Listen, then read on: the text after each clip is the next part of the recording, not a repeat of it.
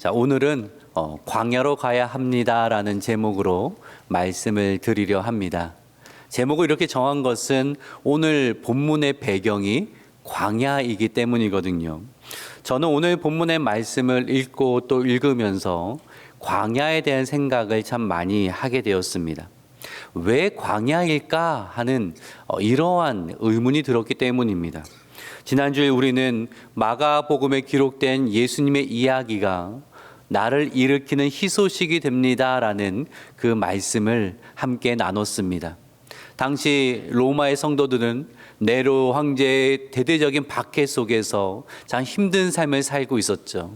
그러한 성도를 향하여서 마가는 예수님의 이야기를 써내려 가면서 그 이야기가 당신에게 복음, 기쁜 소식, 희소식이 됩니다. 예수의 이야기가 당신에게 새 힘을 줄 것이고 기쁨을 줄 것이고 소망을 줄 것입니다 라고 이 이야기를 써내려 가고 있는 것입니다. 그리고 또한 이 예수님의 이야기는 오늘을 살아가는 저와 여러분에게도 희소식이 된다라는 거죠. 나에게 참 생명을 주고 나에게 위안이 주고 나에게 새 힘을 주며 나를 일으키게 하는 희소식이 된다라는 말씀을 드렸습니다. 그러기에 우리가 예수님의 이야기를 붙들어야 하고 예수님의 이야기 속에서 나의 이야기를 써내려가야 한다라는 거죠. 자, 그러한 의미 속에서 이 마가복음 1장 1절은 아주 힘있게 시작했잖아요. 다시 한번 우리 이 말씀, 지난주 말씀이었지만 읽어볼까요? 시작. 하나님의 아들 예수 그리스도의 복음의 시작이라. 아멘. 아주 힘있게 당신에게 기쁜 소식을 내가 알려주겠습니다 라고 시작을 했습니다. 그런 다음에 무엇으로 넘어갑니까? 광야의 이야기로 넘어가고 있다라는 거예요. 광야는요, 아무것도 없는 황량한 곳입니다. 하나님의 아들 예수 그리스도의 이야기를 하는데 광야는 너무나 어울리지 않는 장소가 아닐까요? 하나님의 아들과 걸맞는 화려하고 멋진 이야기가 예수님 이야기 속에 참 많이 있습니다. 예수님께서 많은 기적을 행하셨습니다. 귀신 들린 자에게서 귀신을 내쫓아 주셨습니다. 각종 병을 다 고쳐 주셨습니다. 물고기 2마리와 떡 5덩이를 가지고 남자 성인만 5,000명이 넘는 그런 많은 사람을 배불리 먹여주셨습니다. 심지어 죽은 자를 살려주셨습니다. 예수님 향해 환호했던 이야기가 있습니다. 예수님 말씀에 감탄한 그러한 이야기도 있습니다. 예수님의 오심 앞에 무릎 꿇고 엎드려 경배했던 그러한 멋진 이야기도 많이 있습니다. 그런데 마가는요, 그런 화려하고 멋진 이야기가 아니라 광야의 이야기로 예수님의 이야기를 시작하고 있다라는 것입니다. 왜 그럴까? 왜 광야일까라는 생각이 드는 거죠. 왜 예수님의 사역은 광야에서 시작이 되었을까? 그리고 왜 예수님의 사역 시작 이전에 광야에서 세례 요한의 외침이 필요했던 것일까라는 그러한 질문들을 가지고 성경을 쭉 읽어 내려가고 또 여러 책들을 읽었습니다. 그리고 그 질문들에 대한 결론이 바로 오늘 설교의 제목입니다. 광야로 가야 합니다. 왜 제가 광야로 가야 합니다 라고 말씀을 드리는가? 오늘 설교를 통하여서, 오늘 본문을 통하여서 우리가 함께 나눌 때에 광야에서 주어지는 은혜와 복을 깨닫고 누리는 저와 여러분 되시기를 주님의 이름으로 축복합니다. 아멘. 자, 여러분, 광야하면 무엇이 떠오릅니까? 광야, 물도 없고 음식도 없고 척박하고. 광야하면 우리에게 처음 떠오르는 이미지는 고난입니다. 그래서 뭐라고 말들을 많이 합니까? 인생은 무슨 길이다? 광야길을 걷는 거와 같다. 인생의 고난이 많다라는 거죠. 어느 성도님께서 저에게 이런 말씀하신다고 하죠. 목사님, 요즘 제 삶은 광야와 같습니다. 어떠한 의미입니까? 목사님, 참 요즘 힘듭니다. 그러한 의미가 되잖아요. 복음송 중에 광야를 지나며라는 찬양이 있거든요. 우리가 생각하는 광야의 이미지가 잘 드러나 있습니다. 제가 그 가사의 일부를 한번 읽어드릴게요. 왜 나를 깊은 어둠 속에 홀로 두시는지, 어두운 밤은 왜 그리 길었는지, 나를 고독하게, 나를 낮아지게, 세상 어디도 기댈 곳이 없게 하셨네. 광야에 서 있네. 광야, 주께서 나를 사용하시려, 나를 더 정결케 하시려, 나를 택하여 보내신 그곳 광야에 서 있네. 이것이 우리가 생각하는 광야의 이미지 아닙니까? 광야는 나를 괴롭게 하고요. 광야는 참 고독스럽습니다. 하지만 광야는 또한 하나님 나를 훈련시키는 장소로 우리는 그렇게 믿습니다. 하나님이 광야에서 나를 더 정결하게 하시고 하나님의 광야에서 나를 다듬어 가시는 그러한 하나님의 은혜의 손길을 바라보면서 하나님을 더 의지하게 하는 것이 광야이며, 우리는 그 광야의 아름다운 신앙의 고백을 가지고 사는 사람들입니다. 맞습니다. 광야는 우리에게 그런 곳입니다. 자, 그렇다면 1세기 유대인에게도 광야는 그런 곳일까요? 저는 광야로 가야 합니다라는 이 제목을 가지고 말씀드릴 때 여러분 고난으로 나아가야 합니다라는 말씀을 드리고 싶지 않습니다. 드리는 것도 아닙니다. 저도 그렇고 여러분도 그렇고 고난으로 나아가고 싶은 사람은 아무도 없을 것입니다. 적극적으로 우리가 어쩔 수 없이 고난의 자리에 있을 수 있지만 적극적으로 고난을 찾아서 가고 싶은 사람은 없을 것입니다. 저도 그렇습니다. 그런 의미가 아닙니다. 고난으로 가십시다라는 그런 의미로서 광야로 가야 합니다라는 제목을 정한 것이 아닙니다. 이 본문에서 나오는 광야는 어떠한 의미를 가지고 있을까? 1세기의 유대인들에게 또 성도들에게 광야는 어떠한 의미가 되었을까요? 왜 예수님은 광야에서 복음의 이 이야기를 시작을 하셨을까요? 좀 이 부분을 우리가 살펴봐야 할 것 같습니다. 자, 오늘 본문 2절의 말씀을 같이 읽어볼까요? 시작. 이사의 글에 보라. 내가 내 사자를 내 앞에 보내노니 그가 내 길을 준비하리라. 아멘. 자, 이 말씀은요, 말라기 3장 1절의 말씀을 인용한 것입니다. 말라기는 포로 귀환 이후의 시대에서 이제 사랑한 도시를 재건하기 위해 예루살렘으로 온 유대인을 위한 선지자였습니다. 처음은 하나님을 사랑하고 뜨거운 마음으로 왔던 이 유대인들이 시간이 지나면서 그 마음이 다 식어져 버린 겁니다. 하나님을 경외하지 않습니다.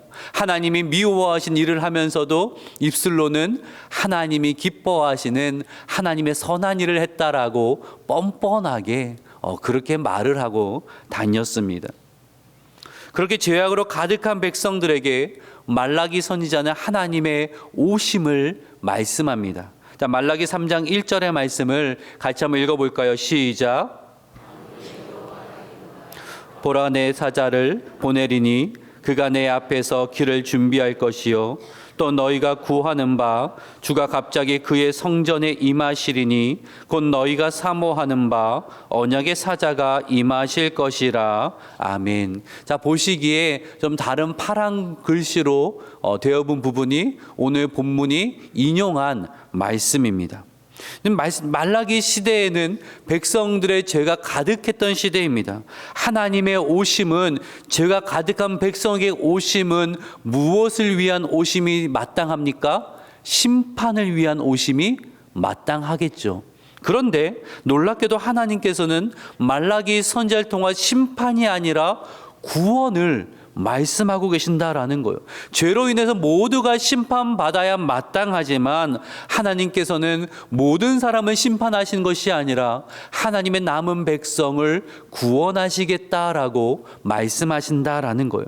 백성 가운데 죄를 제거하시고 하나님의 거룩한 백성으로 세워가실 것을 말씀하고 있다라는 거예요. 그리고 말라기 선지자 이후에 무려 400년 이상 동안 선지자가 출현하지 않았습니다. 그 사이에 이스라엘 로마의 속국이 되어지죠. 로마의 압제 속에서 팍팍한 삶을 살고 있는데 그것도 힘이 들지만 또 어떠한 일이 있었냐면 종교가 부패하기 시작한 거예요. 부패하기 시작했습니다. 이 대제사장은 하나님의 율법에 의해서 이게 임명이 되어야 되는데 로마 정부가 대제사장을 임명을 했습니다. 다 대제사장이 되고 싶죠. 그러니까 힘있고 돈 많은 사람들이 로마 정부에 잘 보여서 그 대제사장직을 가져오는 거예요. 그러니 성직 매매가 이루어지고 있으니 얼마나 타락했을지 여러분 상상이 되지 않습니까?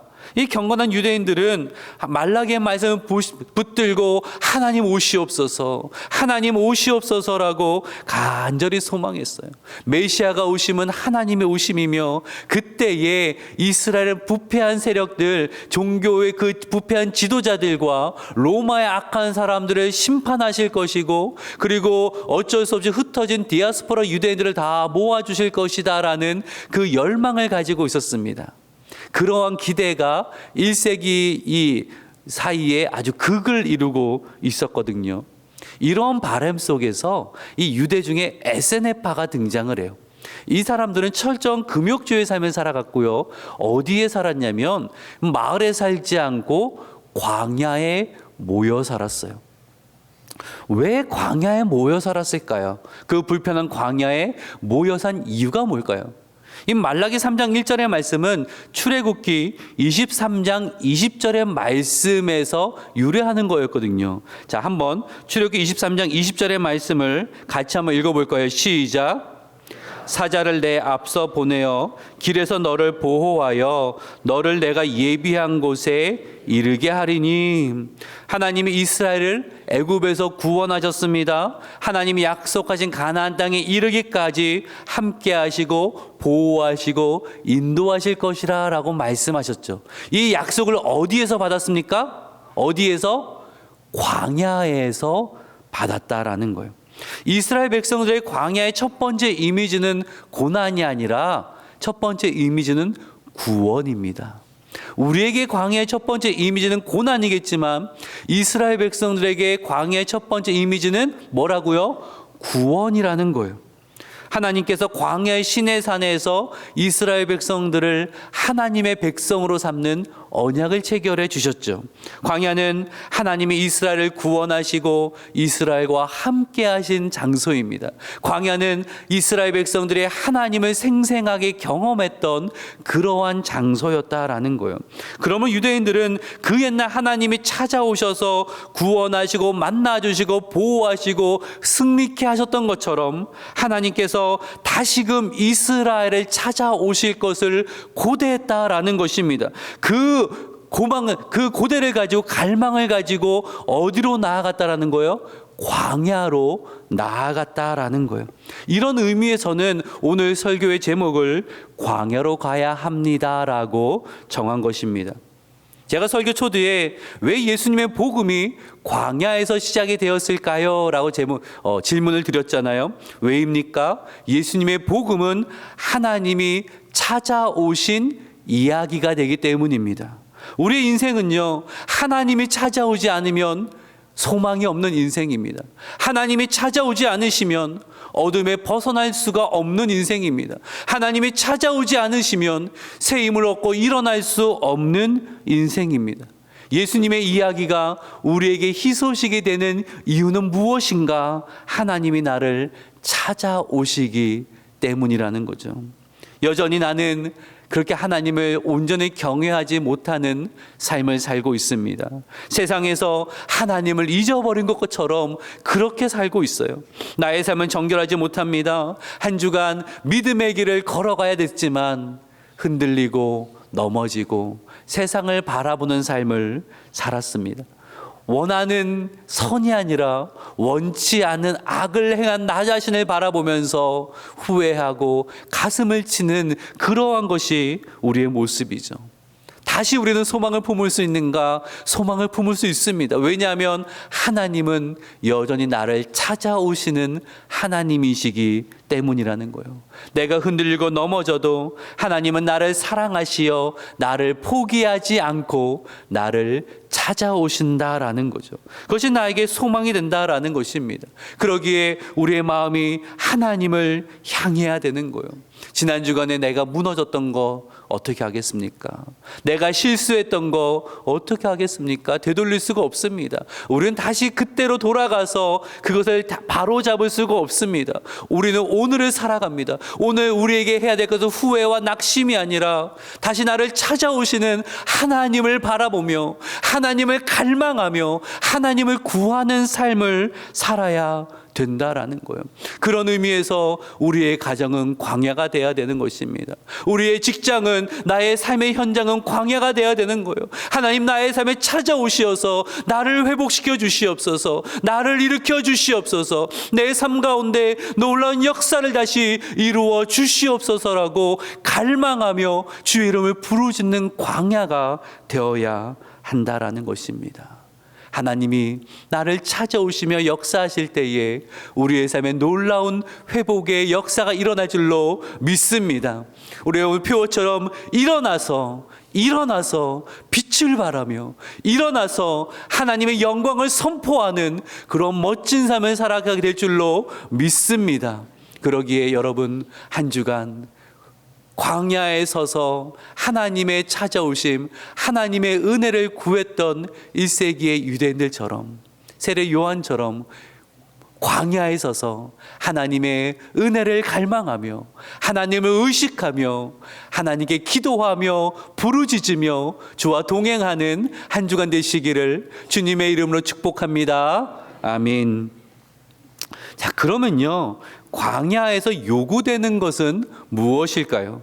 오늘 본문은 우리에게 가만히 있으면 하나님 찾아오셔서 하나님의 놀라운 역사를 이루어 주실 것이다 라고 말씀하는 것이 아닙니다.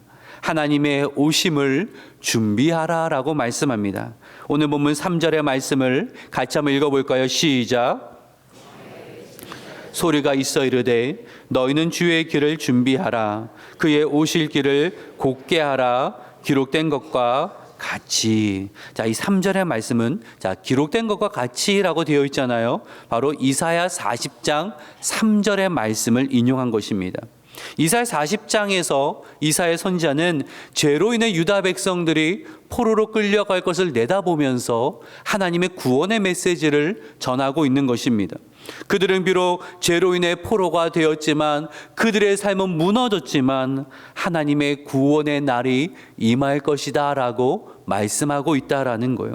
하나님께서 포로된 이스라엘을 찾아오셔서 구원하여 주시는, 일으켜 주시는 놀라운 회복의 역사가 일어나게 될 것을 말씀하고 있다는 거예요. 그런 맥락에서 이사야는 하나님의 그 구원의 날을, 하나님의 오심을 어떻게 기다려야 하는가, 이것을 3절에서 말씀하는데, 이사야 40장 3절의 말씀을 같이 한번 읽겠습니다. 시작. 이르되 너희는 광야에서 여호와의 길을 예비하라, 사막에서 우리 하나님의 대로를 평탄하게 하라. 이 외치는 자라고 되어 있죠. 외치는 자는 왕이 보낸 사자입니다. 고대 근동사회에서 왕이 전쟁에 이기고 돌아오잖아요.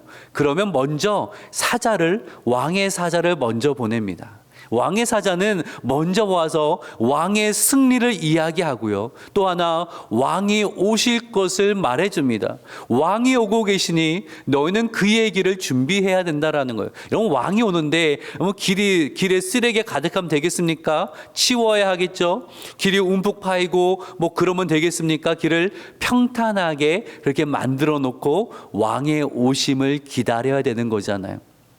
이사야 선지자는 하나님의 오심, 하나님의 구원의 날을 기다리는 유다 백성들도 그 마음으로 하나님의 오심을, 구원의 날을 기다려야 한다라고 말씀하고 있는 거예요. 그 준비가 무슨 준비입니까? 마음의 준비입니다.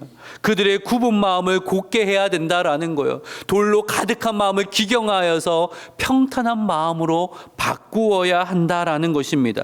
그럴 때 하나님의 영광을 보게 될 것이다. 이사야 40장 5절의 말씀 보세요. 5절의 말씀 보시면 우리 개역 개정 성경에는 생략이 되었는데 이후에라고 되어 있습니다. 그렇게 마음을 준비한 이후에 한번 읽어봅시다. 시작. 여호와의 영광이 나타나고 모든 육체가 그것을 함께 보리라. 이는 여호와의 입이 말씀하셨느니라. 너의 마음이 준비되었을 때에 왕의 오심이 너에게 영광이 될 것이라는 거예요. 왕의 승리를 믿지 아니하고 왕의 오심을 준비하지 않는 자에게는 그것이 영광이 되지 않는다라는 거예요. 왕의 오심을 준비하는 자, 그 마음의 준비를 한 자에게 하나님의 오심이, 하나님의 찾아오심이 회복의 역사가 될 것이고, 그것이 하나님의 영광을 보여주는 그런 놀라운 일이 될 것이다 라고 말씀하고 있다라는 거예요. 세례 요한의 사역이 바로 백성들로 하여금 하나님의 오심을 준비케 하는 사역이었다라는 것입니다. 여러분의 굳어진 마음을 굳게 하십시오. 단단해진 마음을 기경하십시오. 하나님의 오심을, 메시아의 오심을 준비하십시오. 이 무슨 준비입니까? 바로 회개의 준비입니다. 그래서 세례 요한은 회개의 세례를 전파했다라는 거예요. 오늘 본문 4절과 5절의 말씀을 같이 읽어볼 거예요. 시작. 죄사함을 받게 하는 회개의 세례를 전파하니 온 유대 지방과 예루살렘 사람이 다 나아가 자기 죄를 자복하고 요단강에서 그에게 세례를 받더라. 아멘. 요한이요, 세례 요한이 그 광야에 서서 유다 백성들에게 광야로 나오십시오, 세례를 받으십시오 라고 한 것은 무슨 이야기입니까? 여러분, 가만히 앉아서 하나님의 찾아오심과 하나님의 구원과 하나님의 회복의 역사를 그냥 기다리지 마십시오. 여러분이 해야 할 것이 있습니다. 여러분, 회개함으로 오심을 준비하십시오라고 그렇게 말씀하는 거예요. 여러분, 회개해야 됩니다. 여러분, 회개와 후회는 다릅니다. 후회는 과거의 잘못을 자책하는 것이지만 회개는 적극적인 단어입니다. 회개는요, 정반대로 돌아가는 거예요. 180도의 전환을 의미합니다. 당시 세례 요한은요, 요단강에서 세례를 베풀었습니다. 우리는 지금 여건상 세례를 행할 때에 어떻게 하죠? 제가 이렇게 목사가 손에 물을 찍어서 이렇게 살짝 머리에 뿌리는 것으로 세례를 주지만 이 요단강에서는 그렇게 하지 않았습니다. 세례 받으러 오는 사람이 그 온몸이 물에 담궜다가 다시 일어나는 방식으로 행해졌습니다. 여러분, 사람이 물에 들어가면 숨을 못 쉬어요. 그래서 물에 완전히 들어간다는 것은 죽음을 상징합니다. 무엇에 대해 죽습니까? 죄에 대해 죽는다라는 거예요. 다시 나온다는 것은 다시 살아나는 것을 의미하는데, 죄에 대해 죽은 자가 하나님께 대해 살게 되는 것을 의미한다라는 것입니다. 고린도전서 10장 1절과 2절의 말씀을 보면요, 이런 의미에서 바울은 출애굽 당시에 홍해를 건넜던 그 일을 세례받음으로 그렇게 말씀하고 있거든요. 자, 10장 1절과 2절의 말씀, 제가 1절 한번 읽겠습니다. 형제들아, 나는 너희가 알지 못하기를 원하지 아니하노니 우리 조상들이 다 구름 아래 있고 바다 가운데로 지나며 홍해를 건넌 거죠. 자, 2절은 같이 한번 읽어봅시다. 시작. 다 구름과 바다에서 세례를 받고 세례를 받았다라는 거예요. 여러분, 상상력을 동원해 봅시다. 이스라엘 백성들이 홍해로 들어가고 있습니다. 애굽편에서 보면은 저들이 어떻게 하고 있는 거예요? 안으로 들어가고 있는 거예요. 물론 하나님이 길을 내셨지만 안으로 들어가고 있는 것이고, 이거는 죽으러 가는 겁니다. 그러니까 애굽을 향하여서는 죽은 자가 되었다라는 거예요. 더 이상 애굽의 영향력 아래 있지 아니하고 애굽에 대한 죽은 자가 되었다라는 것입니다. 이제 애굽으로 돌아가서는 안 된다라는 거예요. 하지만 하나님이 약속하신 가나안 땅에서 보면 그 홍해에서 올라오고 있는 거예요. 뭐요? 산자가 되었다라는 것입니다. 애굽을 향한 죽은 자가 되었지만 하나님을 향한 산자가 되었다라는 의미거든요. 그래서 바울은 그 모두가 이스라엘 백성들이 세례를 받았다라고 이야기하고 있는 거예요. 여러분, 세례는요, 죽고 사는 것입니다. 죄에 대해 죽는 것이고 하나님께 대하여 산자가 되는 거예요. 로마서 6장 11절의 말씀을 같이 한번 읽어봅시다. 시작. 너희 자신을 죄에 대하여는 죽은 자요 그리스도 예수 안에서 하나님께 대하여는 살아있는 자로 여길지어다. 아멘. 이것이 복음의 요청이에요. 여러분, 죄에 대해 죽은 자가 되어야 됩니다. 그리고 하나님께 대하여 산 자가 되어야 됩니다 라고 말씀하고 있는 거예요. 예수님의 이야기가 내 삶에 진짜 복음으로 역사하기 위해 나에게 요구되어지는 것은 죄에 대하여 죽는 자가 되는 것입니다. 날마다 죄에 대해 죽는 자가 되는 것입니다. 고린도전서 15장 31절을 같이 한번 읽어볼까요? 시작.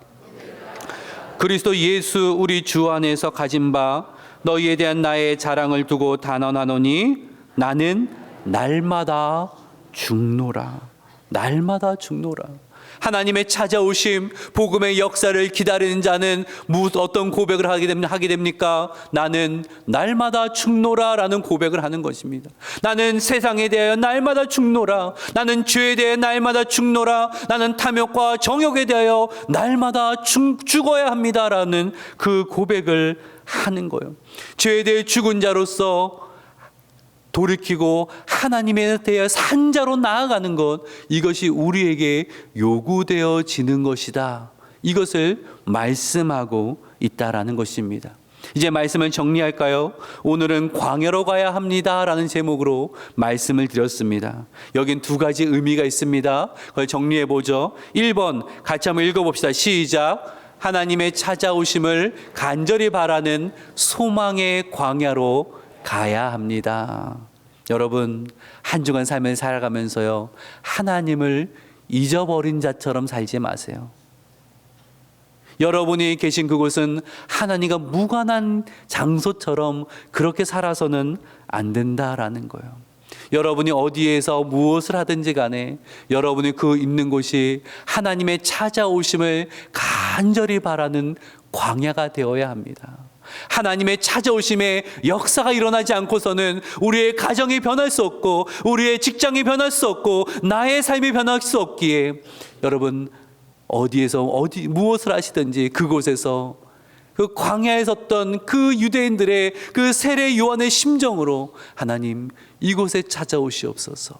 이곳에 임재하셔서 하나님의 일들을 이루어 주시옵소서. 하나님의 회복과 하나님의 일으켜주심의 역사가 일어나는 곳이 되게 하여 주시옵소서라고 우리는 기도하며 갈망해야 된다라는 거예요. 두 번째, 우리 같이 한번 읽어볼까요? 시작. 죄와 세상을 향해 날마다 죽는 회개의 광야로 가야 합니다. 여러분, 날마다 고백하십시오. 나는 날마다 죽는 자입니다. 날마다 죄에 대해 죽어야 됩니다. 나의 욕심이 날마다 죽어야 됩니다. 나의 정욕을 날마다 십자가에 못 박아야 됩니다. 이 고백을 가지고 돌이키고 하나님을 향하여서 나아가야 된다라는 것입니다. 하나님, 내 삶 놀라운 일을 행하여 주길 원하시는데 내 마음은 굳게 닫혀 있고 내 마음의 길은 열리지 않아서 하나님이 문을 두드리지 않습니까? 내가 문 밖에 서서 두드리노니. 이게 주님이 우리를 향한 말씀 아니에요? 내가 마음을 굳게 닫아버리고 하나님의 오심을 준비하지 않는 그런 삶을 살고 있지는 않습니까? 오늘 말씀을 통하여서 한 주간 내 마음이 하나님을 향해 열려 있어서 세상의 죄에 대해 죽은 자로 하나님께 대해 산 자로서 하나님의 역사를 소망하며 나아갈 때에 하나님의 일으켜주시는 하나님의 회복의 역사가 우리의 삶과는 넘칠 줄로 믿습니다. 그 신앙을 가지고 광야로 나아가는 저와 여러분 되시기를 주님의 이름으로 축복합니다. 아멘. 기도합니다.